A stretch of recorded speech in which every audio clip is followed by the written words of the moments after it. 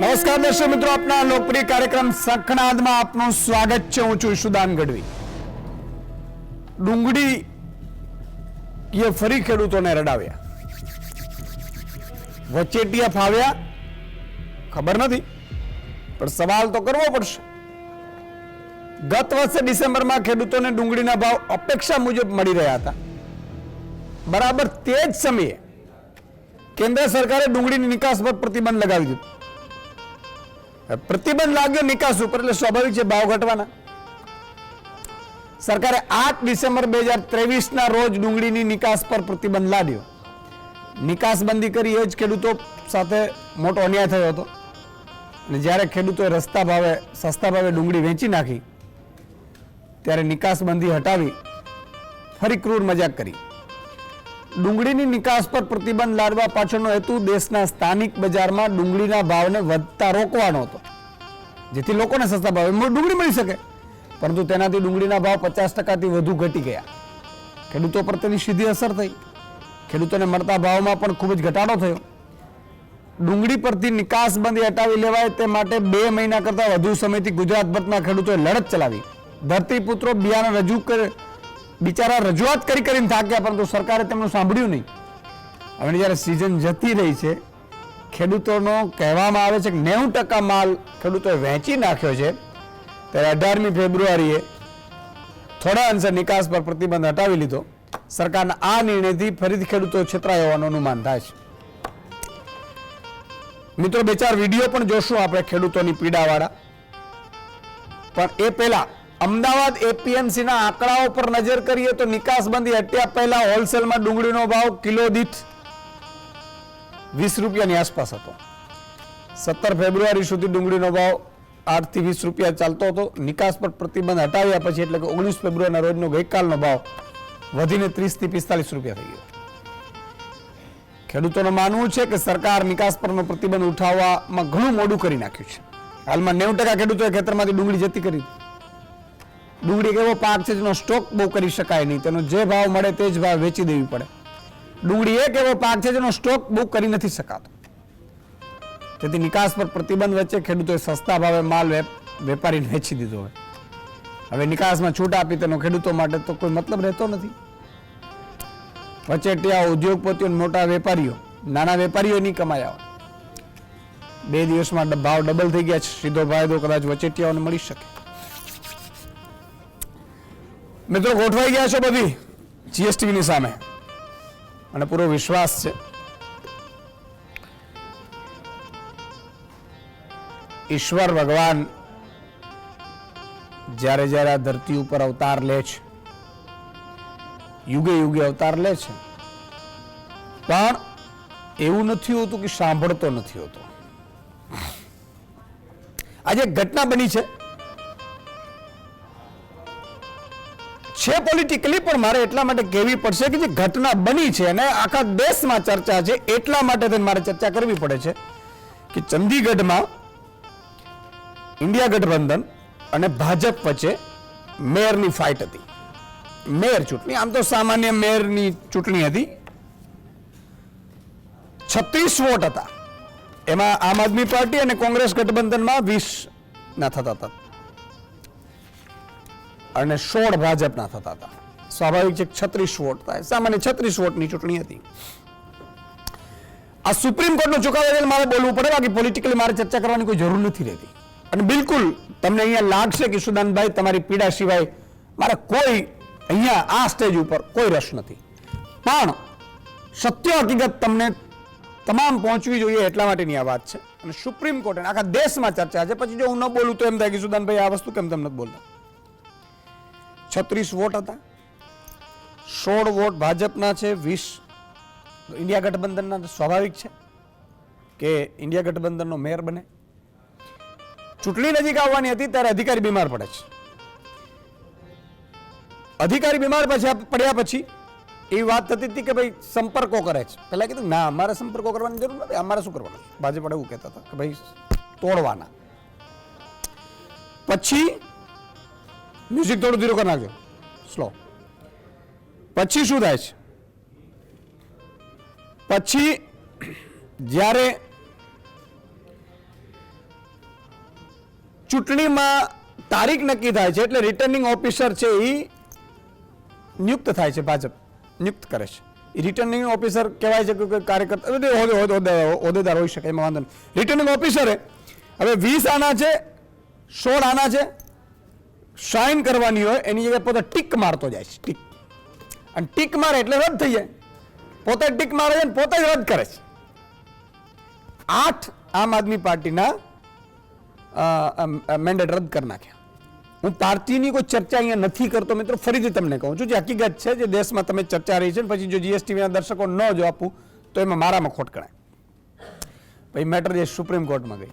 હવે સુપ્રીમ કોર્ટમાં મેટર ગઈ ને એમાં વાંધો નથી, સીસીટીવીમાં ભાઈ આવી ગયા.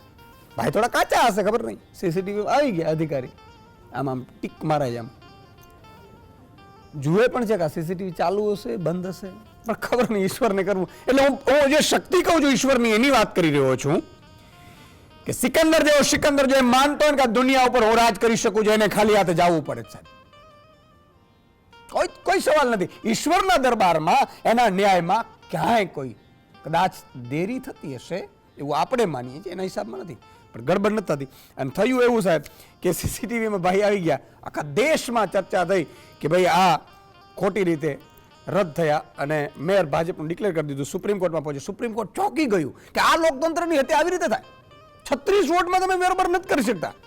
ફરીથી સાંભળજો, 36 વોટ સુપ્રીમ કોર્ટે વિડીયો જોયો, ચોંકી ગયા. સુપ્રીમ કોર્ટે એવું કીધું કે ભાઈ તારીખ આપી કે આ તારીખે અધિકારી, જે અધિકારી છે એને બોલાવો, અને અધિકારી બોલાવે. અધિકારી સ્વીકારી લીધું કે હા મેં ગડબડ કરી છે. આવું એટલા માટે આ ચર્ચા કરી રહ્યો છું કે સ્વીકારી લીધું આ સુપ્રીમ કોર્ટમાં બધું, એટલે આમ પાર્ટી લેવલની કોઈ ચર્ચા નથી.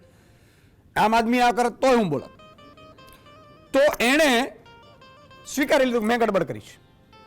હવે સાંભળજો સાહેબ, મજાની વાત એ છે કે એ વચ્ચે જ 6-7 દિવસનો ટાઈમ પડ્યો, એમાં ઓપરેશન લોટસ ચડાવ્યું. 3 આમ આદમી પાર્ટીના કોર્પોરેટરોને ભાજપમાં જોઈન્ટ કરી લીધા. નહીં ખરીદ્યા બરીદ્યા મને ખબર, પણ જોઈન્ટ કરાવી લીધા. જોઈન્ટ કરી લીધા એટલે હવે બહુમતી થઈ ગઈ ભાજપની. પણ સુપ્રીમ કોર્ટે એવું કીધું કે આવી રીતે લોકતંત્રની હત્યા ન થઈ, તમે 36 વોટમાં આવી દાંધલી કરો છો કે. એટલે જે જૂના મેન્ડેટ હતા એ આણે જે રદ કર્યા હતા પોતે જ સાઇન કરીને એણે કરાવડે, આજે ચંદીગઢમાં મેયર બન્યો. મારું કહેવાનું એવું છે કે કોઈ નિરાશ થવાની ક્યારેય જિંદગીમાં જરૂર નથી હોતી. ઈશ્વર ઉપર ભરોસો રાખો, ભગવાન ઉપર ભરોસો રાખો, આપણા ઈષ્ટદેવ ઉપર ભરોસો રાખો. 5-25 દિવસ કંસ છે ને, કંસ સાહેબ મથુરાનો જ્યારે રાજા હતો ત્યારે કંસની સામે કોઈ બોલવા તૈયાર નહોતું. સામેની ક્યાં વાત કરો છો સાહેબ,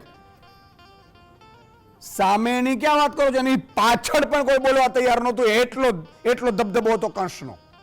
હા, અને આ ધરતી ઉપર અખિલ બ્રહ્માંડની કંપનીનો માલિક પણ જ્યારે ધરતી ઉપર જન્મ લીધું ને ત્યાર પછી 14 વર્ષ સુધી કંસે એને હેરાન કરવામાં કોઈ બાકી નથી રાખ્યું. એને મારી નાખવા સુધીની ષડયંત્રો કર્યા હતા, છતાંય આજ ધરતી ઉપર કંસનો અંત થયો. એવી જ રીતે રાવણ. હા, એટલે અલ્ટિમેટલી હંમેશા આશાવાદ રહેવાનું. ઘણા લોકો નિરાશ છે એટલા માટે કહું છું. ઘણા કાલે બેન નહોતા કહેતા બેન કે ઈચ્છા મૃત્યુ ક્યારે, શું કામ સાહેબ? મનુષ્ય અવતાર છે, હજારો વર્ષની તપસ્યા પછી મળે છે સાહેબ. આ શાસ્ત્રોમાં મેં વાંચેલું છે. હું શાસ્ત્ર વાંચું છું, ધ્યાન કરું છું. આસ્થામાં ધ્યાન એ મારો સબ્જેક્ટ છે, મને પ્રેમ છે. એટલે તો એમાં હજારો વર્ષની આમ 84 લાખ યોની છે. ઘણા લોકો એમ કહે કે એમાં કોણે જોયું, તો એમે ક્યાં જોડ્યું છે કે ભાઈ આગલો જન્મ આપણો ક્યાં હતો, ક્યાં ખબર છે? તો આ બધી વસ્તુઓમાં નિરાશ ક્યારે થવાનું નહીં. આજે આપણે સવાલ લઈ લઈએ. એક સવાલ આવી ગયો છે. ઓકે, સવાલ નીચા પટ્ટામાં આપણે ચલાવીએ છીએ. આજે મારે ટેકનિકલ થોડી છે. અજંતાની ગુફા કયા રાજ્યમાં આવેલી છે? Option A Gujarat, B Maharashtra, C Odisha અને ડી મધ્યપ્રદેશ. અજંતાની ગુફા. તમારો જવાબ આને વોટ્સઅપ કરો 7016311312 ઉપર. ફરીથી કહું છું 7016311312 ઉપર. નીચે પટ્ટામાં અત્યારે ચાલી રહ્યો છે. આપ તમારું નામ અને ગામનું નામ ખાસ લખું. છેલ્લે જે જવાબો આપશે એમાંથી 5 દર્શકોના આપણે નામ બોલીશું. બીજું કે આજે ફોન લાઈન અત્યારથી જ ખોલું છું, કારણ કે મેં સ્વાભાવિક છે કે આજે મારે ખેડૂતોની ડુંગળી ઉપર ચર્ચા છે, તો તમે વધારે કહેશો.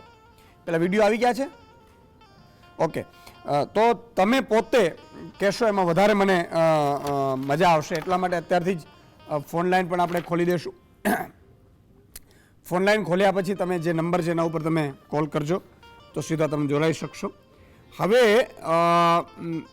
એક ઇમ્પોર્ટન્ટ વસ્તુ જાણી લઈએ. જે મેં મિત્રો, ડુંગળીનો વીઘે ખર્ચો કેટલો આવે છે? જે રીતે એક્સપર્ટ અને જે ટીમ અને ખેડૂતો સાથે ચર્ચા કરી છે મેં પ્રમાણે 4,500 સુધી વાવવાના એટલે મજૂરીના, પછી 6,000, 5,500, 6,000 લણવાના, 2,000ની આસપાસ બિયારણના, 4,000 ખાતર અને દવાના, પછી પોતાની ખેડૂતની મજૂરી, પછી લાઇટ બિલ એટલે વીજળીનું બિલ આવે એ, પછી પાણી ક્યાં પોતાનું હોય કે બહારથી લેવું પડે, પછી નિંદામણ, આ બધું પછી ખેડવાનું. મારે કે ડુંગળી પહેલાં પણ ખેતર ખેડવું પડે, પછી પણ ડુંગળી પછી પણ ખેતર ખેડવું પડે. એમાં હવે મોટાભાગે બળદનો ઓછો ઉપયોગ થાય છે, ટ્રેક્ટરનો ઉપયોગ થાય છે. ટ્રેક્ટર પર ડીઝલના ભાવ વધી ગયા છે એટલે ટ્રેક્ટરનો પણ અત્યારનો જે કલાકનો રેટ છે એ ખૂબ વધારેલો હોય. આ બધું કરીએ ને એટલે 22,000 થી 25,000 રૂપિયા વીઘે અંદાજિત ખેડૂતને ખર્ચ આવે છે. સાંભળજો, હવે જે લાલ ડુંગળી છે એ 125 થી 150 સારી ઉત્પાદનો હોય તો એટલું થાય, નહીં તો ઓછું થાય. કોકમાં માની લો કે ખેડૂત અથવા જમીન નબળી હોય તો 80 મણ થાય, 90 મણ થાય, 100 મણ થાય, 110 મણ, 120 મણ આવી રીતે થાય. તો મિનિમમ ખેડૂતને 17 થી 18 રૂપિયા મળે ને ત્યારે તો એ બધાનો આ ખર્ચ નીકળે કિલે. એને 15 ગણો, 13-14 ગણો હાલો. હવે જ્યારે ડુંગળી આવી માર્કેટમાં ત્યારે ભાવ હતો, ત્યારે ખેડૂતને ભાવ મળી રહ્યો હતો 35 થી 45 રૂપિયા. અને સ્વાભાવિક છે કે 60 રૂપિયા અહીંયા મળી રહ્યો હતો, પણ પછી આ લોકો ગડબડો કરીને 80, 90, 100 રૂપિયા ભાવ નહોતું કરે. એ આ તો બધા વચેટિયાઓ થોડા પહેલા એ કરતા હોય એના કારણે. એટલે 35ની આસપાસ મળે એટલે સ્વાભાવિક છે કે એને થોડું ઘણું બચે, એટલે એના લગ્ન કરી શકે, દીકરા દીકરીઓના સગાઈ એને ફી ભરવી હોય તો ભરી શકે ને આટલું આ થાય. સરકારને શું સૂચ્યું એટલે માલ જ્યારે ખેડૂતના ખેતરમાં આવ્યો એટલે નિકાસ પ્રતિબંધ કરી દીધું. પ્રતિબંધ કર્યું એટલે સીધી 2 રૂપિયા ને 3 રૂપિયા જાય. હવે આ પેલા વિડીયો જોઈ લો ખેડૂતના કઈ રીતે એ જાય છે.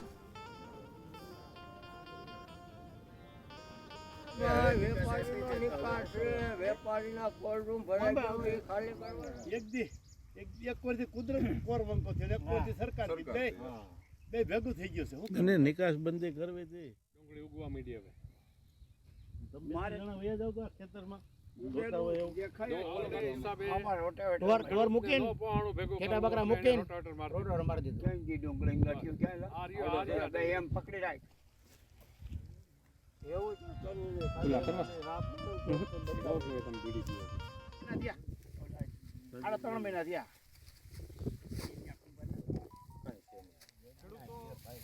ના ખેતરમાં જે આ ડુંગળી આવી છે મિત્રો, એના વિઝ્યુઅલ છે.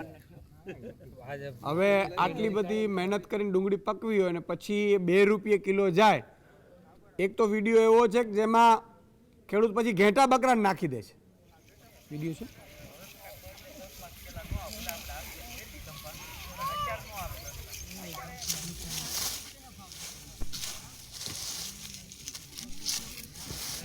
તો આપણે જોયું, ખેડૂતોના ઇન્ટરવ્યુ હોય તો એકાદ ચલાવો તો ખબર પડે. હવે આવી જાય બાઇટ એટલે મને હા. તો તમે વિચાર કરો કે ડુંગળી છે એ ઘટી ગઈ અને આખી કહાની હું એટલા માટે કહી રહ્યો છું કે જે એસી ચેમ્બરમાં બેઠા બેઠા જે નિર્ણયો લેવામાં આવે છે એ નિર્ણયોથી લાખો ખેડૂતો સીધા તળિયે આવી ગયા. હવે 2 રૂપિયા 4 રૂપિયા વહેંચાતી હોય ડુંગળી તો એને કઈ રીતે પોસાવાનું છે? અને પછી તમારે પછી આયાત કરવાની છે. એટલે મળે એમ જ નહોતું એટલે અમારે ઘા કરી દીધી. ઓકે, તો હવે મહાનુભાવ આપણી સાથે જોડાયા છે. હું વચ્ચે જ્યારે એ આવશે એ લઈ લેશું. એક દર્શક મિત્ર જોડાયા છે. જી, રાજેશભાઈ જોડાયા છે. હા રાજેશભાઈ, કઈ આવતો? બોલો બોલો રાજેશભાઈ. હા બોલો બોલો ઈસુદાનભાઈ.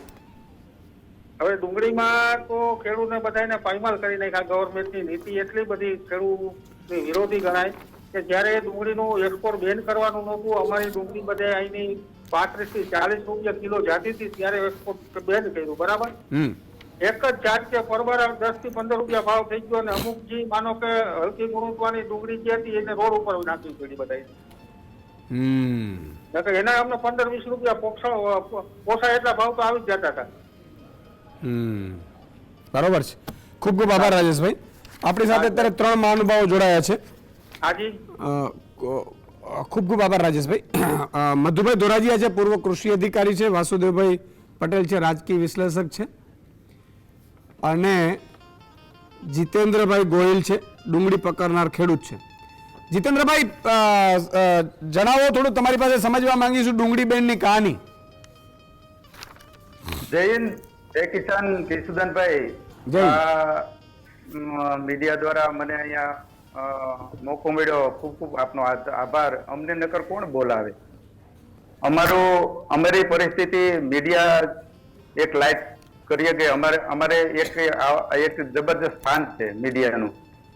તો મીડિયા દ્વારા હું આ ગુજરાતને, સરકારને બધાને કહેવા માંગુ છું કે મેં 6 વાગ્યાની ડુંગળી કરી હતી, જે મેં 1 મહિના પહેલા મારે વેચાણ થઈ ગયું. એની અંદર મને 3 લાખ રૂપિયાનું નુકસાન થયું છે. સરેરાશ મારે 3 લાખ રૂપિયાનું નુકસાન થયું છે. મેં એટલી બધી આજુબાજુ જગ્યાએથી પૈસા લઈ અને આ ડુંગળી કરી હતી. મારા છોકરાઓની ફી હજી મારે ભરવાની બાકી છે. તો મારા ભાઈઓના છોકરા જે ભણે છે એની ફી ભરવાની બાકી છે, એડમિશન બાકી છે. 3 લાખ રૂપિયા તો મેં આની અંદર નાખી દીધા છે. જ્યારે શરૂઆત થઈ મને એવું હતું કે આની અંદર ખૂબ ભાવ છે, તો હું ડુંગળી કરું. અને જ્યારે મેં મારી ડુંગળી પાક ઉપર આવી ત્યારે બંધી કરી દીધી. જે મને એ ખબર નથી પડતી ઈસદાનભાઈ કે આ જે ડુંગળી બંધ કરવાની, બહાર નિકાલ કરવાની બંધ કરવાનું કારણ શું, એ મને ખબર નથી પડતી. બીજી વસ્તુ કે આ વસ્તુ ખેડૂતોને જ માર કેમ? બધી જગ્યાએ ખેડૂતે મરવાનું થાય છે. ખેડૂત મહેનત કરીને ડુંગળી પકાવે, જ્યારે ભાવ લેવાનો હોય ત્યારે ખેડૂતને ભાવ કોઈ વસ્તુ ન આવે. એક તો સમજો મજૂરી નહીં ન નીકળે. મજૂરી જેટલા નીકળતા હોય ને તો મજૂરને ચૂકવવા ખેડૂત સક્ષમ રહે. મજૂરના માટે આપણે આજુબાજુ લઈને મજૂરના ચૂકવીએ, પણ જે આપણી ખોટ છે એ કોણ ભરશે? એટલે આ સરકારને આવી રીતે આ બંધી જે કરી છે એ બંધી ન કરાય. જીતેન્દ્રભાઈ, સમજવાની કોશિશ એ કરવી છે તમને, એટલે તમને એકલાને 3 લાખ રૂપિયા નુકસાન આવ્યું, એટલે કેટલા વીઘાની વાવી હતી અને કઈ રીતે નુકસાન આવ્યું?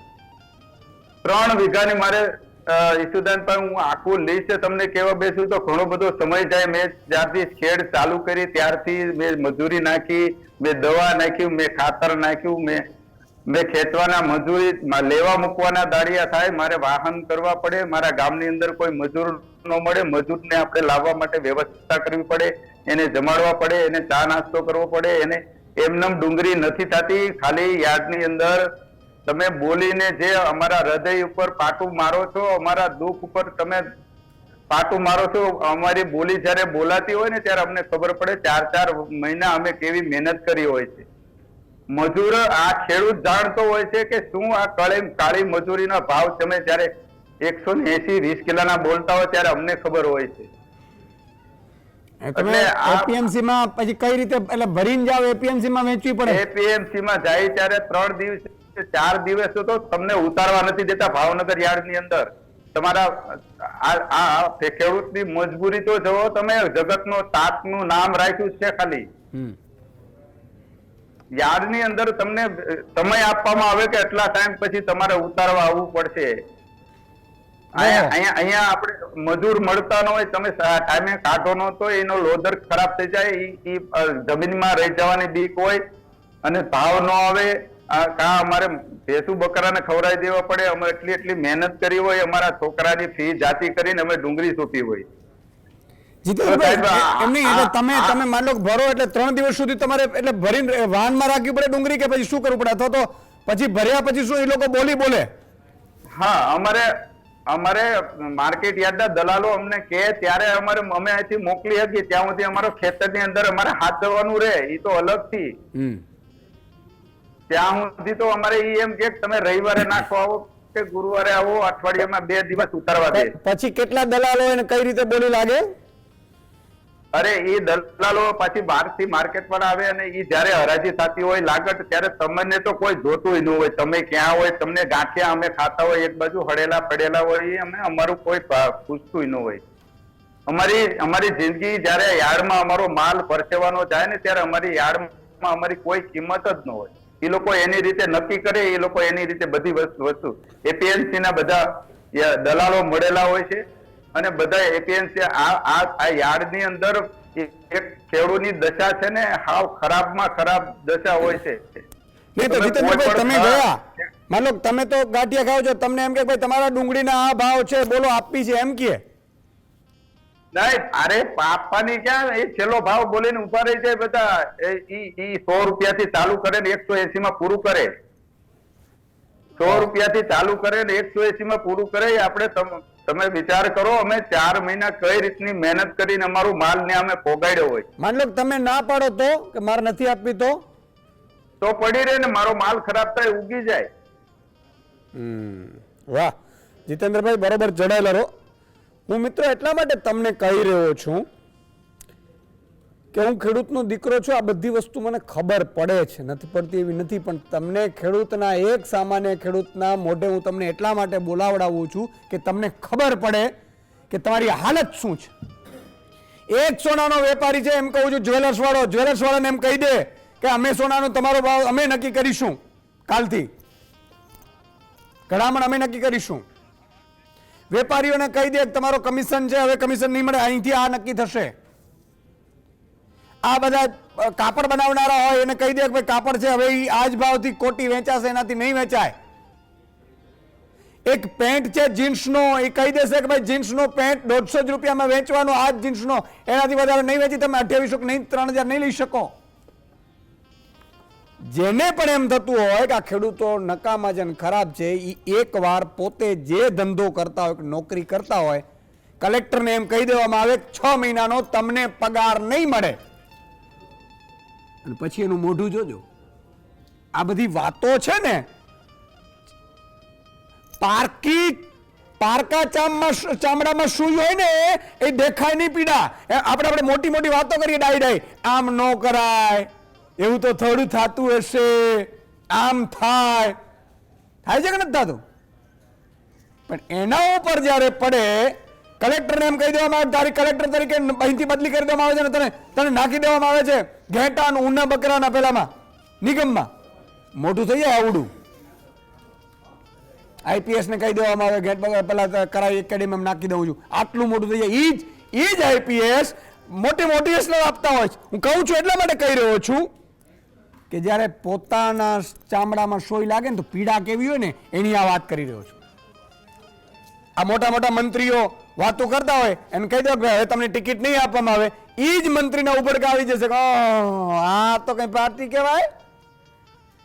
તો વિચાર કરો કે આ ખેડૂતોની, જગતના તાતની આઝાદીના 75 વર્ષ થયા છે, આ હાલ છે, અને કોઈના બાપની તાકાત નથી કે આમને આમાંથી ઉગાડી શકે, અને છતાંય ઓરખ પદુડા થઈને આપણે મત આપીએ છીએ બધાને. અને આ એક ખેડૂત નથી, આવા 53 લાખ ખેડૂતો છે સાહેબ જેનું હાલતું નથી. હું જાહેરમાં કહું છું, એપીએમસી ની મુલાકાતો મેં લીધેલી છે. એ તો નક્કી કરતા હોય 4 લોકો ભેગા હોય, હવે ભાઈ ફલાણા આ બોટલના ભાવ, આ બોટલ વાળા છે ભાઈ, આ બિસ્લેરી વાળો એ પોતે નક્કી કરે જ ભાવ, દલાલ નક્કી કરે છે ભાઈ આ 1.25 રૂપિયા મળશે ભાઈ, હવે 5 રૂપિયા નહીં મળે, બીજા દિવસે એનો મોઢું ચડી જાય. અને તમે ઉપરથી સરકારો નિર્ણય એવા લે. એક દર્શક મિત્ર છે રીતેશભાઈ જસ્તરથી. હાલો,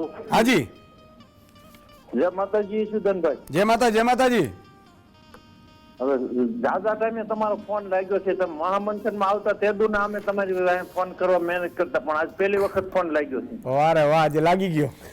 હા, લાગી ગયો. ઈશુદાનભાઈ, આ ડુંગળીમાં એકમાં સરકારે હજી નિકાસ આપી છે, હજી આ કપાસમાં ને મગફળીમાં ને એમાં અટાણે ખેડૂત બધાને રાતા પાણીએ રોવાનો વારો આવ્યો છે. વાત સાચી છે, પણ છતાંય મને ખબર નથી પડતી કે આપણે ખેડૂતો કેમ એક નથી થતા. ખાલી સમજવાની કોશિશ કરવી જોઈએ, તો એમાં મને ખબર નથી પડતી કઈ. એમાં એવું છે કે આ જે ખેડૂતો છે એ બધા સમજેલા છે, પણ આ વેપારી લાઈન ના માણસો છે એ જ બધા આ સરકારને વધારે ઓલું કરી રાખે છે. એટલે તમે એવું કહેવા માંગો છો કે જે મંડળીઓ હોય દૂધની, એ પણ એનો સહકાર વિભાગનો કંટ્રોલ એનો હોય, એપીએમસી ઉપર કંટ્રોલ પાર્ટીનો હોય, ડુંગળીનું આ બધા ઉપર કંટ્રોલ એનું હોય, એટલે એ સ્વાભાવિક છે કે પછી ખેડૂત ક્યાંક ને ક્યાંક આવી જાય એના પેલામાં ઝાંસામાં. હા, ખૂબ ખૂબ આભાર રીતેશભાઈ. ન જાણ્યું જાનકી નાથે કાલે શું સવાનું છે. મારા નાથને ખબર નહોતી અયોધ્યાનો જ્યારે રાજા બનવાનો હતો ને બીજે દિવસે એ વનવાસ જાય છે.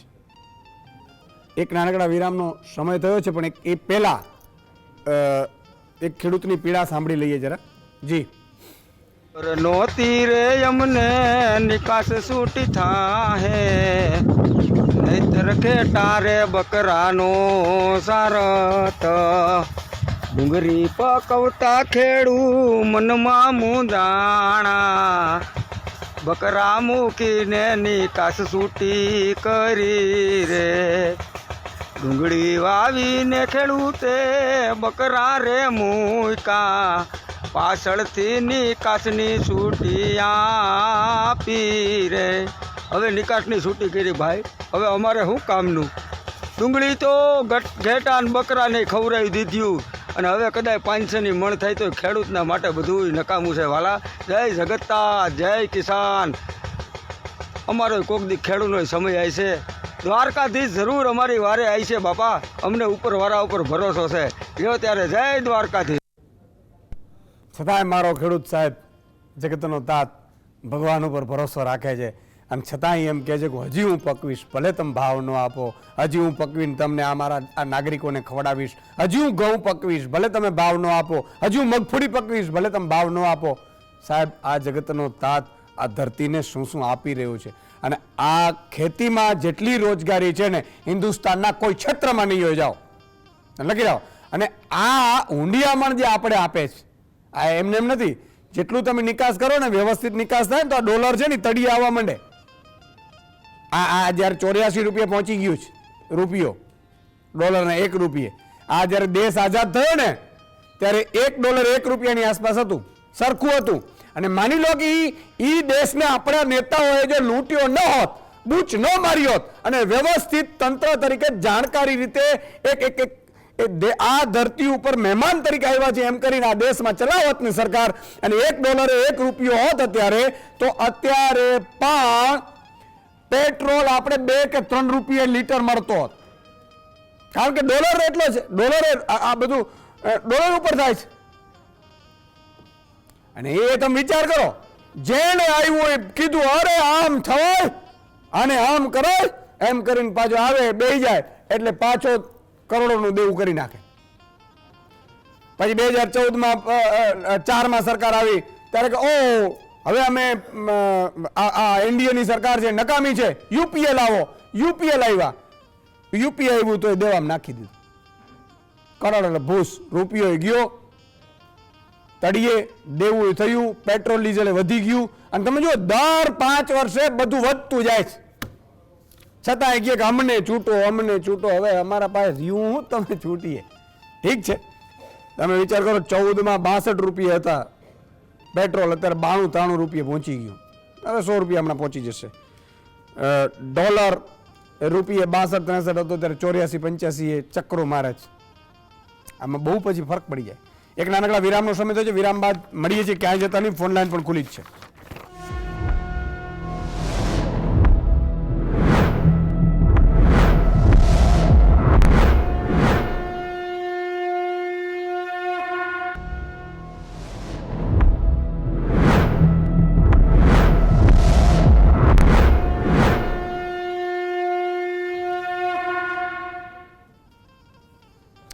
વિરામ બાદ દર્શક મિત્રો આપનું સ્વાગત છે.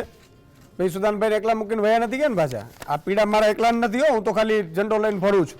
આ પીડા તો બધી તમારી જ, અને કોઈ નથી કરતું એટલે આ કર્યું ડબલ રોલ કરીને પણ પીડા એકવાર એમ થાય, મને પણ એમ થાય સંતોષ કે ભાઈ કાંઈક કર્યું, બરાબર છે.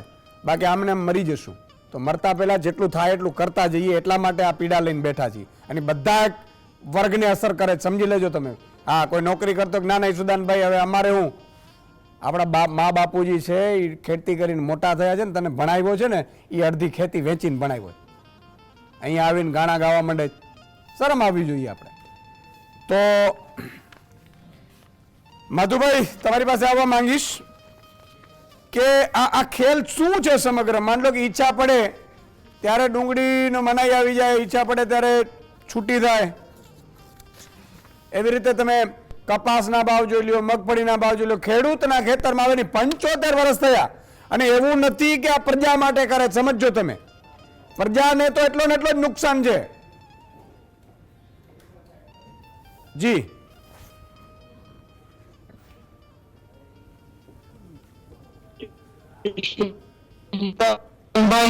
આપણે ખરાબ આ કૃષિની અંદર આયોજનની અંદર 0% આપણું આયોજન છે. ડુંગળીની અંદર ખાસ કરીને આપણે વાત કરીએ કે 1951 થી 2023 સુધી આપણે ઓક્ટોબર 2023 સુધી આપણે નિકાસ કરતા રહ્યા છીએ. 1951 થી 2023 સુધી ફક્ત 2 વર્ષ એવા હતા કે જે આપણા દેશમાંથી ડુંગળી નિકાસ થઈ નથી. આપણો આપણા 75 દેશની અંદર આપણે નિકાસ કરીએ છીએ. ગુજરાતની અંદર ગુજરાતમાં જે આપણા 7-8 બંદરો છે ત્યાંથી છેલ્લા 10 વર્ષના મારી પાસે ફિગર છે, તો છેલ્લા 10 વર્ષની અંદર આપણે ઓક્ટોબર 2023 સુધી આપણે નિકાસ કરતા રહ્યા છીએ.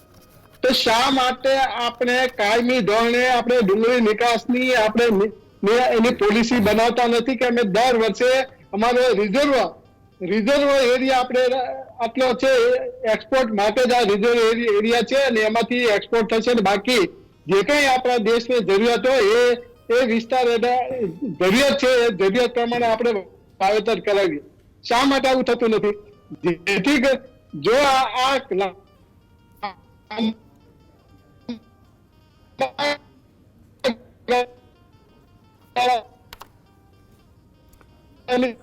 માધુભાઈ તમારો નેટવર્ક જાય છે, અવાજ કપાઈને આવે છે.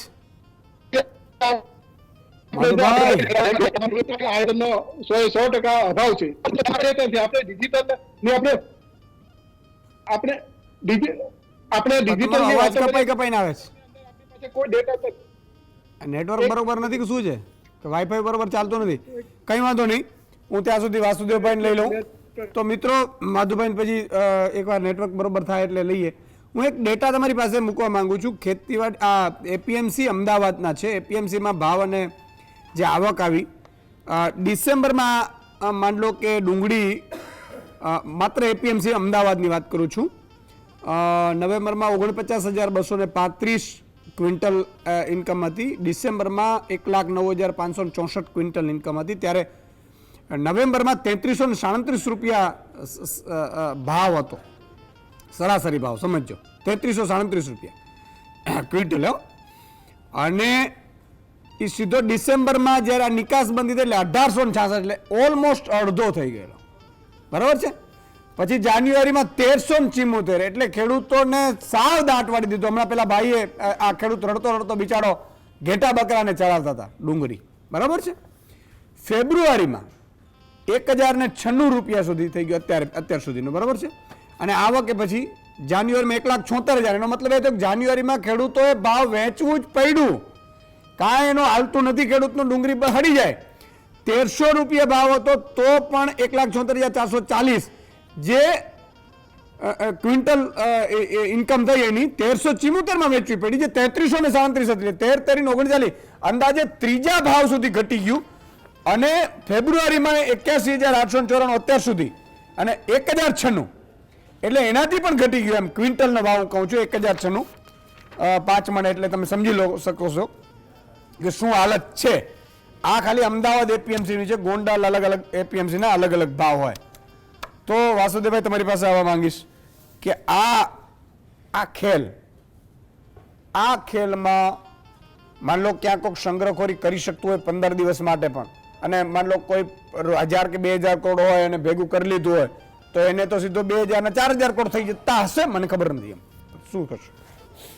સાધારણ રીતે સરકાર જે કંટ્રોલ કરે છે ભાવ, ખાદ્ય ચીજોના ભાવ કંટ્રોલ કરવાના બાના હેઠળ અત્યાર સુધી કિસાનો પાસેથી વચ્ચે એક અધિકારીએ બેસાડ્યું હતું, એનું પંચ હતું, એને એ વખતે 45 લાખ કરોડ રૂપિયા ખેડૂતોના આ રીતે સરકારે લૂંટાવી દીધા.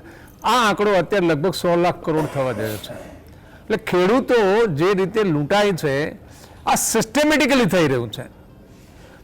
ખેડૂતોના જ્યારે બજારમાં જ્યારે આવે છે, માલ બજારમાં પાકીને આવે છે, ત્યારે આપણે ત્યાં વ્યવસ્થાના નામે, સ્ટોરેજ વ્યવસ્થાના નામે મીંડું છે, વિતરણની વ્યવસ્થાના નામે મીંડું છે. અને એનું કારણ એ છે કે વચોટિયા જે કમાય છે એ વચોટિયા છે કોણ છે એને ઓળખવાની જરૂર. જેમ શિક્ષણમાં વચોટિયા કોણ છે, કોની કોલેજો છે, કોની યુનિવર્સિટીઓ છે, એ તમે શોધશો ને તો તમે મોટા મોટા લખપતિઓ અને મોટા પોલિટિશિયનો દેખાશે. એમ આ વચોટિયાની સ્થિતિમાં પણ એ છે. એટલે જ્યાં વચોટિયાઓનું કમાયેલું એમાંથી પર્સન્ટેજ આવે એટલે એ વચોટીઓ તો એવી રીતે આપી શકે, ખેડૂતો તો આપવાના નથી. અને બીજું એવું છે કે ખેતીને નોન વાહેબલ કરે તો ખેડૂતોએ જમીન, કારણ કે ખેતીમાંથી ખોટ જ જવાની તો ધીમે ધીમે જમીનો વેચી દે. એટલે આ બધા જે ધનપતિઓ થઈ રહ્યા છે એમની દાનત ખેડૂતોની જમીનો પડાવી લેવાની પણ છે. એટલે આ જે ખેડૂત જે રીતે લૂંટાય છે, અને બીજું ગ્રાહકોને ફાયદો થાય છે એવું નથી. ગ્રાહકોને કદાચ એક સમયગાળા માટે જે સમય આ અપડાઉન્સ સરકાર કરી નાખે છે, હવે એ વખતે મને એ નથી સમજાતું કે એ વખતે સરકારે પ્રતિબંધ મૂક્યો શું કરવા, કોઈ એવું કારણ દેખાતું નથી. ડુંગળીનો ભાવ 35 રૂપિયા કોઈ એવો ભાવ નહોતો કે જેને કારણે. અને બીજું એવું છે કે માર્કેટમાં જે તે સમયે માલ આવવાનો સમય હતો તો પછી માલ જ્યારે વધે સ્વાભાવિક છે કે ત્યારે ભાવ ઘટવાની સંભાવના હોય છે. તો એની મેળે માલ વધવાના કારણે ભાવ ઘટવાની સંભાવના હતી એ વખતે, કારણ કે એક્સપોર્ટ તો થતું હતું અને ડુંગળી તો એક્સપોર્ટ દર વર્ષે થઈ જ રહી છે. એટલે કુલ મળીને સરકારમાં કોઈક ગમે તે જેની સાથે સાઠગાંઠ છે વચેટિયાઓની, એવી સરકારમાં કોઈની સાથે ક્યાંક ને ક્યાંક જો કોઈ એવી લેનદેન બની હોય તો ને કે આવી ઘટના બનવાને કોઈ એક કારણ જ નહોતું. એટલે મને એવું લાગે છે કે જે રીતે વચેટિયાઓને કમાવા દેવામાં આવે છે, આમાં એવું છે કે કાળાબજારીઓ હોય, વચોટીઓ હોય, એવી રીતે તમે જ્યાં આવા લગભગ 10-12 ફેક્ટર છે, જેમાં વ્યાજખોરી પણ આવે છે, ભાડાખોરી પણ આવે છે, જેમાં ક્વોલિટીના નામે, બ્રાન્ડના નામે અને જે રીતે લૂંટાલૂંટ ચાલે છે. આનું સમાધાન એક છે યશુદાનભાઈ, કે લોકશાહીમાં જે આખું કંટ્રોલ કોનો છે, બજાર ઉપર કંટ્રોલ કોનો છે, તો બજાર ઉપર કંટ્રોલ છે એ મોટા ઉદ્યોગપતિઓનો અથવા તો તાકાતવર લોકોનો છે. બજાર ઉપર કંટ્રોલ લોકશાહીમાં ગ્રાહકોનો હોવો જોઈએ. ગ્રાહકોનો એટલે શું, જેમ હમણાં MSP નક્કી કરવાની વાત થાય છે ને, એવી રીતે ગ્રાહકો એટલે કોણ, 4 જગ્યાએ છે, ઉદ્યોગમાં છે, વેપારમાં છે, ખેડૂત પશુપાલકમાં છે, અને છેલ્લે પ્રોફેશનલ છે. એમની સમિતિઓ બને ને એમાંથી પેટર્ન બનાવી શકાય. એટલે વસ્તુના અને પ્રોસેસના જે સ્પેસિફિકેશન નક્કી થાય, વસ્તુઓ નક્કી થાય, એના ભાવ નક્કી કરનારી એક પરિષદ હોય. એટલે ગ્રાહકો જે નક્કી કરે કે અમારે આ પ્રોડક્ટ જોઈએ છે એનો આ ભાવ છે, જેને બનાવવું એ બનાવો. જો આ રીતે થાય તો જે હમણાં તમે કહેતા હતા ને કે એને કોઈને વેચવું હોય ને એનો જો ભાવ, હોનાનો ભાવ 3,000 જ વેચવું પડશે ને આ કરવું પડશે ને એવું કાંઈ નહીં. કોઈ પણ પ્રોડક્ટ, ખેતીની પ્રોડક્ટ માટે જ MSP શું કરવા, તમે MSP ના બદલે તમે કાયમ માટે કંટ્રોલ સિસ્ટમ ઊભી કરો ને અને ગ્રાહકથી કંટ્રોલ કરો. એની સમિતિઓ હોય, પરિષદો હોય, બજાર છે એ બજારની રીતે કંટ્રોલ થાય. સરકારે હસ્તક્ષેપ કરવાની ક્યાં જરૂર છે ને એવું ના થાય તો એના કેન્દ્રમાં ગ્રાહક આવે, પ્રોડક્ટ તૈયાર હોય, એના સ્પેસિફિકેશન તૈયાર હોય, ડ્રોઈંગ તૈયાર હોય, એના માટેની આવશ્યકતાઓ તૈયાર હોય અને સામે એનો ભાવ પણ નક્કી હોય. જેને એ પ્રોડક્ટ બનાવ્યું હોય એ બનાવે. તો ઉદ્યોગના હાથમાંથી આજે તો ધનપતિઓ અથવા જે ઉદ્યોગપતિ છે શું નક્કી કરે છે, મારે કેટલામાં વેચવું એ નક્કી કરે છે, કોને કેટલો પગાર દેવો એ નક્કી કરે છે. આ કામ છે એ બધા જ જે ગ્રાહકો છે એના હાથમાં જતું રહે તો સ્વાભાવિક રીતે છે કે આજે લૂંટાલૂંટ ચાલે છે, બંધ થઈ જાય. તમે એવું કહેવા માંગો છો કે માની લો કે કંપની ગેસ વેચે છે અહીંયા પ્રાઇવેટ, હા બરાબર છે, કદાચ હું નામમાં ન પડવું, હાલો બરાબર છે, મને બીક નથી પણ નથી પડવું. હવે એ કંપનીમાં સરકાર એવું કહે કે ભાઈ તારે ગેસ છે ને, જે અમારું ઘરેલું ગેસ છે એ તમારે અત્યારે જે બિલ આવે છે 2,000, 3,000 કે 4,000 એ હવે ઘટાડી નાખવાનો, તારે ગેસનો ભાવ આટલો કરી નાખવાનો છે. તો એ શું કરે, ચાલુ રાખે કે બંધ રાખે? એ તો બંધ કરી જ દે, પણ આપણે જે હું જે કહું છું ને એમાં એવું હોય કે માની લો કે એક પ્રોડક્ટ મોટર કાર છે, એ મોટર કાર બનાવવામાં ખરેખર ખર્ચો કેટલો લાગે છે, એમાં મેન્ટેનન્સ છે, રિસર્ચ છે, ડેપ્રિસિએશન છે, એનામાં પછી જે લોસ થતો હોય એ છે, પછી એનું વેચવાનું કમિશન આવે, એના ઉપર ટેક્સ આવે, આનો સરવાળો કરે એ કિંમત હોવી જોઈએ. એવી રીતે બધી પ્રોડક્ટની એવી રીતે કિંમત થાય તો અત્યારે જે વેપારી કહે છે કે આવતા વર્ષે 2 મહિના પછી અમે મોટરનો ભાવ હવે 50,000 દરેકમાં ઉમેરી દેવાના છીએ, એવું ના થાય. તો ગ્રાહકોએ નક્કી જ કરેલું હોય, ગ્રાહકોની જે સમિતિઓ બનેલી છે એને નક્કી કરેલું હોય કે આ પ્રકારના સ્પેસિફિકેશન વાળી, આ પેટન્ટ વાળી પ્રોડક્ટ છે એની આ કિંમત છે, એટલે એ પ્રમાણે જેને બજારમાં વેચવાની થાય. જે ગેસ છે, જે કહે ને કંપનીઓને ખોટ જાય છે એમ કે છે. હવે તમે કલ્પના કરો કે જે કંપનીઓ ઓઇલ વગેરે જે વેચે છે એને ખોટ કેવી રીતે જાય કે યશુદાનભાઈ? એ નફામાં ખોટ જાય છે એની ગણતરીઓ કરે છે. જે પ્રોફિટ જાય છે, અત્યારે પ્રોફિટ જાય છે. હા, પ્રોફિટ અબજો રૂપિયાની પ્રોફિટ છે અત્યારે પેટ્રોલ ડીઝલમાં બધામાં. એ તો પ્રાઇવેટ આ ગેસના છે, એટલે સીએનજી વાળા બધા પ્રાઇવેટ લીધે એના કેટલા ભાવ વધી ગયા છે, ઘરેલું ગેસમાં કેટલા થઈ ગયા છે? એટલે મૂળ એ જે ભાવ વધે છે ને એ સરકારના હસ્તક્ષેપના કારણે વધી રહ્યો છે, અને બીજું વેપારીઓને લૂંટ કરવાની છૂટ છે ને, એટલે આખી જે સિસ્ટમ છે એ કંટ્રોલ બાય ગ્રાહક, જેમ રાજ્ય કંટ્રોલ બાય મતદાતા થાય છે એવી રીતે ગ્રાહકથી થાય તો જ આ વસ્તુ છે થાય. નહીતર વેપારી જે એનો ઉત્પાદક જ નક્કી કરવાનો હોય એનો ભાવ, અને એને ત્યાં કામ કરનારની મજૂરી અને એની કિંમત એ જ નક્કી કરવાનો હોય તો એ જ પોતાની રીતે કરે પ્રોડક્ટ ને. એવી રીતે એક દર્શક મિત્ર જોડાયા છે, શૈલેષભાઈ રાજકોટથી. જી શૈલેષભાઈ. હલો. હાલો. હાજી. રાજકોટથી શૈલેષભાઈ. હાજી, બોલો બોલો. હવે કેમ છો, મજામાં? આ લીલા લહેર છે મારે, આપણે શું વાંધો? આ લોકોની પીડા હોય એટલે થોડીક તકલીફ પડે, બાકી બધું રેડી છે. દાદા 100%. હવે જે તમારે સ્કીન ઉપર ડુંગળીનો ખર્ચો બતાવે છે ઈસુદાનભાઈ, હા, ઈ જે બતાવે છે અને જે ખર્ચો થાય છે એમાં ઘણો બધો ફેર છે. અરે તો કયો કેટલો ફરક છે ભાઈ? ટીમ સાંભળજો તમે. એમાં જે ખર્ચો બતાવે છે ને એ 22,500 રૂપિયા વીઘે બતાવે છે. હા, ખરેખર ખર્ચો એમાં છે ને મેં ટોટલી લખેલું છે 35,000 રૂપિયા પહોંચ્યો છે. 35,000 કઈ રીતે થયું? એનું કારણ છે આમાં જે પાણી વાળવાના પૈસા, તમે પછી જે ફેર રોપડીના પૈસા બતાવ્યા, કટિંગના પૈસા, એમાં ઘણો બધો ફેર છે ઈસુદાનભાઈ. અચ્છા. હું ટોટલી મજૂર ઉપર કરાવું છું, ભાગિયા રાખતો નથી, એટલે મને ખબર હોય. હા, તો 35,000 રૂપિયા પહોંચી જાય છે. બોલો, આ તો અને જે આ 200 મણ ડુંગળી બતાવે છે ને ઈસુદાનભાઈ, હા, એ ઓગસ્ટમાં રોપણી કરેલી ડુંગળી જો માણસોથી ને ઓરણીથી વાવેલી હોય તો એ ડુંગળી 100 થી 125 મણ જ થાય છે, 200 મણ થતી જ નથી. 200 મણ તો નથી જ થતી, બરોબર છે. હું છેલ્લા 15 વર્ષથી ડુંગળી વાવું છું. ગયા વર્ષે મેં 10 વીઘામાં રોટાવેટર માર્યું છું, હા, અને આ વખતે રોટાવેટર મારવાની તૈયારી કરતો તો ત્યાં મેસેજ મળ્યા કે સરકાર એક્સપોર્ટ કરે છે, એટલે નહીતર આ વર્ષે મારે 6 વીઘામાં રોટાવેટર મારવાનું જ હતું. ઓહો, આ રોટાવેટર સમજાવી દઉં લોકોને કે પછી એ છે ને ઈ આની ભેગું ખેડાણ થઈ જાય એ ટ્રેક્ટરમાં. તમે એવું કહેતા હતા કે આપણે વેચવી ન હોય તો યાર્ડમાંથી પાછી લઈ આવીએ, તો પાછી લઈને આવે તો ખેડા પકડાને ખવડાવવી પડે. હા, બગડી જાય અને ડબલ ભાડું ચડે આપણું. અને યાર્ડમાં તો આ લોકો નક્કી કરે ને કે અમારે કેટલા ભાવ અપાય. અરે મેં જોયું, જે ડુંગળી યાર્ડમાં 6.5 રૂપિયાની કિલો વેચાતી હોય એ ડુંગળી બીજે દિવસે માર્કેટમાં 30 રૂપિયાની કિલો વેચાતી હોય. બોલો, તમે આટલી બધી મહેનત કરો તો 6 રૂપિયા કિલો મળે છે, અને વચ્ચે બીજા 24 રૂપિયા લઈ જાય. અરે એ લોકો તો મગરમચ્છ છે આપણું કાંઈ. અને ઈ યાર્ડમાં હરરાજીમાં મેં બહુ નોટિસ કર્યું છે ઈસુદાનભાઈ, હા, કે આપણી ડુંગળીના જે ઓલા ગવર્મેન્ટ બીટ વાળા હોય ને, હા, ઈ 150 રૂપિયાથી મૂકે એટલે વેપારી એને ઈશારો કરે કે નહીં ખમે, એટલે વળી ઈ બીટ પાછી 110 રૂપિયાથી ચાલુ થાય અને 130 રૂપિયા ઈ ડુંગળી ને હરરાજી પૂરી થઈ જાય, એટલે ખેડૂત ને 130 એટલે અંદરો અંદર ઈશારા કરી નાખે પાછા. અરે આ હું તમને લાઈવ બતાવું પછી કે આટલાથી વધારે ખરીદવી જ નહીં, એટલે ફરિયાદ વેચીને જ જાય. ક્યાં જાય? આ ઈ ક્યાં જવાના છે? અને બીજી વાત, ગૃહિણીઓ એમ કે ડુંગળીએ રડાવ્યા, ગૃહિણી ડુંગળી જયારે કટિંગ કરે ત્યારે રોવે, ખેડૂતને એનું ઘર આખું વરા રોવે ઈસુદાનભાઈ ડુંગળી વાળા. બિલકુલ, બહુ જ સાચી વાત છે. પણ એ ગૃહિણીઓને તો એટલા માટે વચેટિયા ખાઈ જાય છે ને. તમે કીધું કે 30 રૂપિયા માર્કેટમાં વેચાતી હોય, જ્યારે તમને 6 રૂપિયા મળે, તો માન લો તમને 18 રૂપિયા મળે તો એ માર્કેટની સીધી 90 રૂપિયા થઈ જતી હશે. આ બુચસિયા ઓછા નથી કાંઈ, પણ મેં કીધું ને કે સરકારે આ કંટ્રોલ કરવાની જરૂર છે, એટલે સિસ્ટમ ચેન છે ને એ કંટ્રોલ કરવાની જરૂર છે.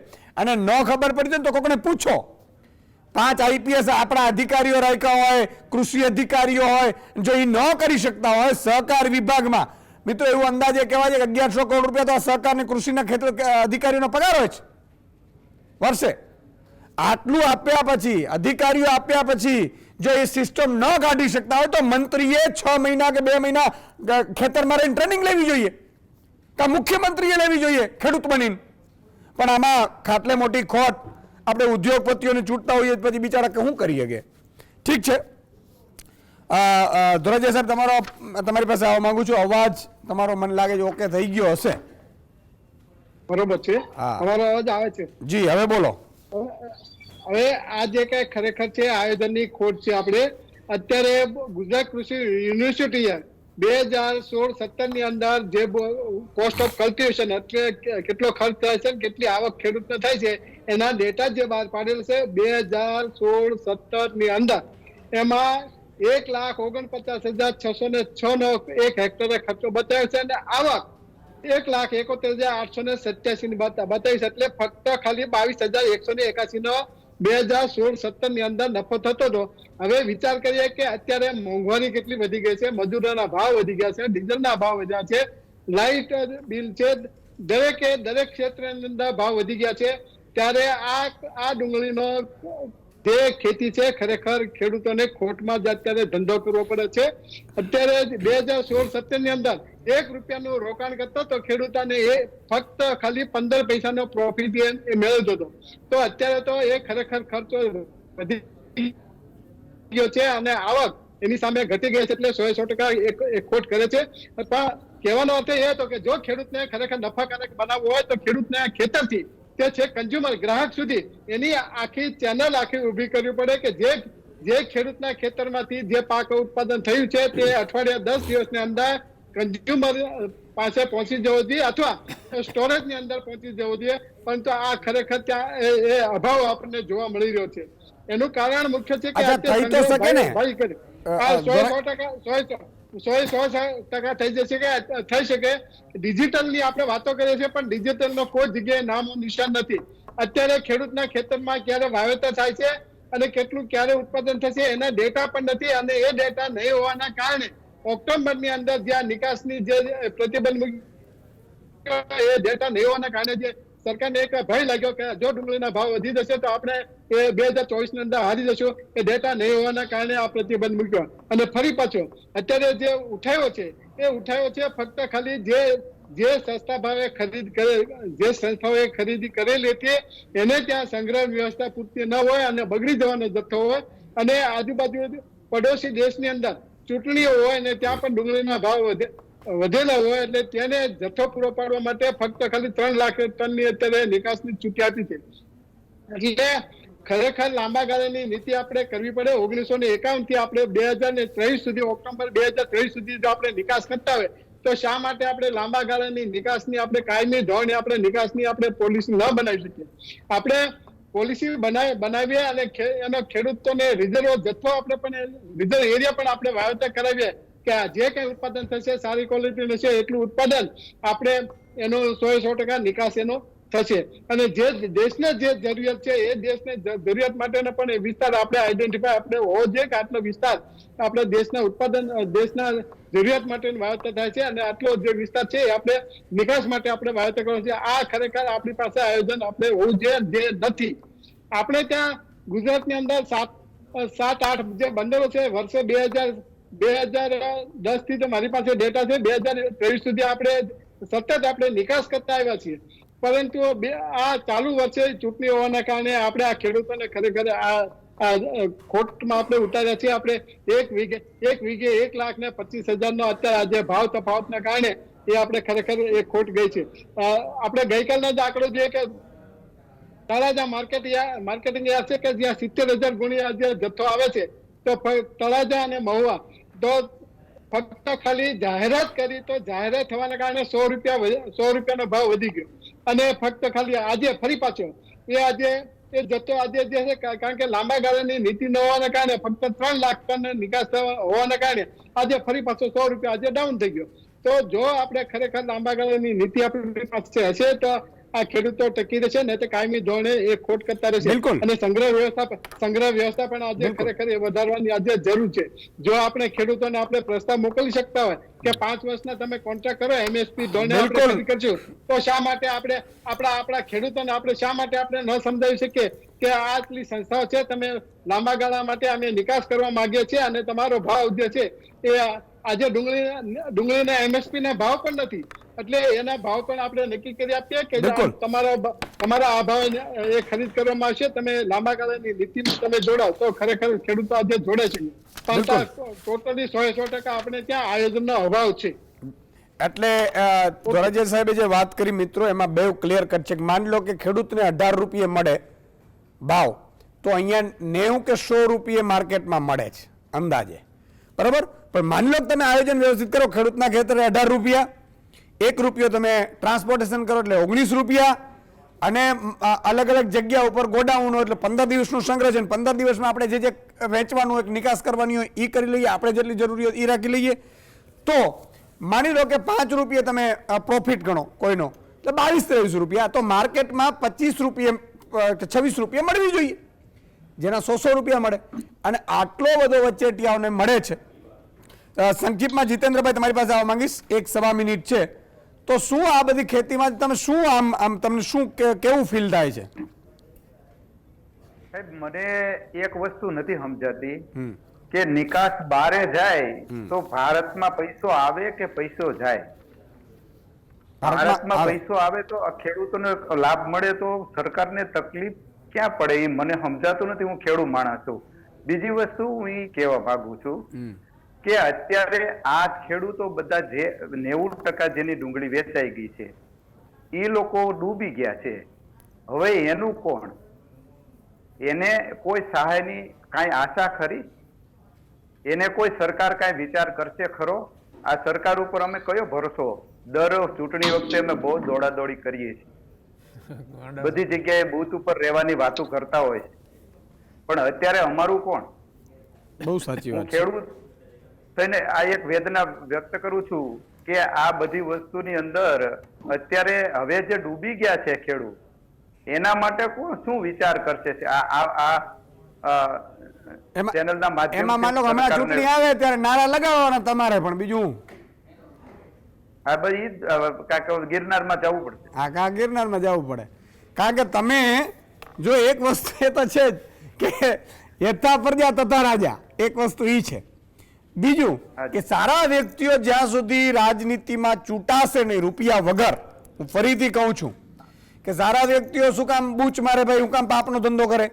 અને જો બૂચ મારે તો પછી એને ચૂંટણી આ રાજનીતિમાં આવવાની જરૂર છે, તો ભાઈ પાપના ધંધા પડે હું કામ? પણ સારું કરવા માટે આવે ને એને જો છૂટે નહીં લોકો, તો ભાઈ તો લોકોએ પસ્તાવવું પડે એમાં તો. એટલે આ તો છે જ તકલીફ.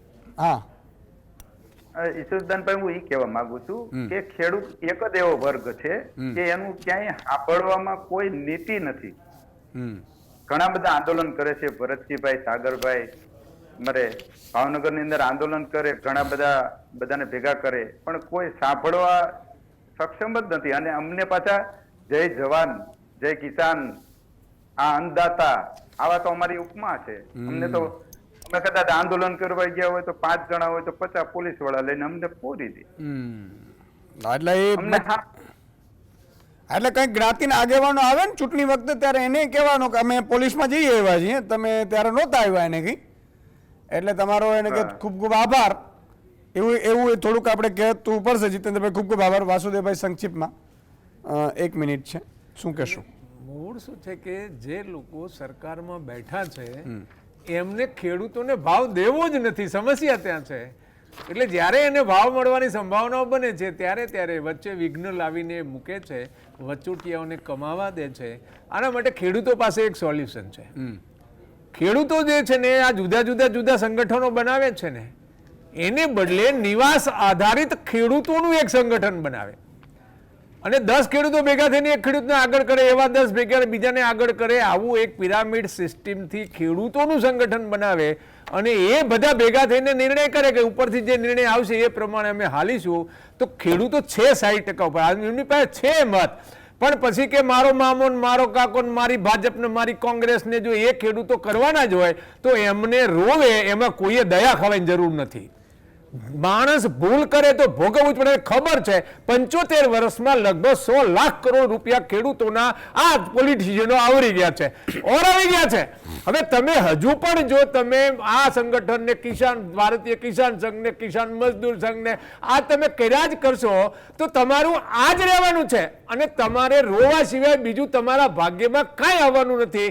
એટલે તમે મહેરબાની કરીને નિવાસ આધારિત તમે સંગઠનો ઊભા કરો અને જો તમારું કામ ના થાય આવજો મારી પાસે. પણ એમાં તમે વિચાર કરો કે તમે એમ કહો છો ધારાસભ્યો ઠેકડા મારી જાય છે, વંડિયા ઠેકી જાય છે, બરાબર, મંત્રીઓ વંડિયા તો આ 10 ખેડૂત ઉપર એક ખેડૂત હશે એ તો બિચારો એને તો આમ કરીને આમ મુઠ્ઠીમાં પકડી લેશે. આમાં એવું છે સુજાનભાઈ કે બધાને બીક છે ને વોટરની લાગે છે.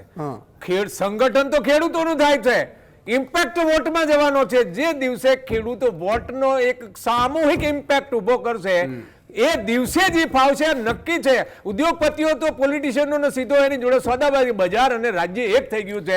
કોઈ ઉદ્યોગપતિ દરેક ખેડૂતોએ ટૂંકમાં મતદાન કરવા નીકળવું જોઈએ અને પોતાને સ્વતંત્ર. ના, હું એવું નથી કહેતો. હું એવું કહું છું કે પહેલા તમે સંગઠન બનાવો આવી રીતે એપેક્સ થી અને તમારા જે નેતાને તમે મોકલો છો ને, આમાં એવું છે કે અત્યારે સંગઠન બને છે ને તો 5 નેતા ભેગા થાય બધાને 50 હોવા બધા ભેગા કરી સંગઠન, એવું નહીં.